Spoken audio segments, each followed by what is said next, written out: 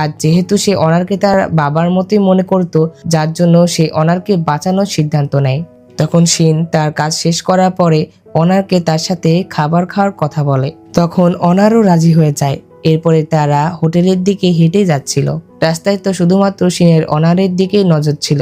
সে চারপাশে খেয়াল রাখছিল, কিন্তু হঠাৎ করে সে জেলাসি ওয়ার্কার অনারের উপরে আক্রমণ করে। সে যখন অনারকে একটি রড দিয়ে আঘাত করতেই যাবে, তখন তার সামনে শিন চলে আসে। এটাতে অনারের লাইফ তো বেঁচে যায়, কিন্তু শিনের বুকে ব্যথা শুরু হয়ে যায়।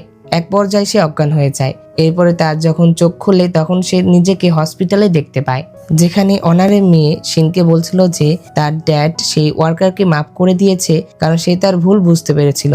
এরপরে ডক্টর শিনের চেক আপ করে আর শিনকে বলে যে তোমার ভিতরে তো কোনো সমস্যা নেই, হয়তো এটা তোমার টেনশনের জন্য হয়েছে। এরপরে শিন হসপিটালে একটি ছোট বাচ্চাকে দেখতে পায়, যে কিনা গায়েব হয়ে যাচ্ছিল। তখন সে তার পিছু করার চেষ্টা করে, কিন্তু তখন ডক্টর তাকে থামায় আর তাকে বলে যে তুমিও কি সেই বাচ্চাটিকে গায়েব হতে দেখছো। এরপরে তারা দুজন ছাদে আসে কথা বলার জন্য।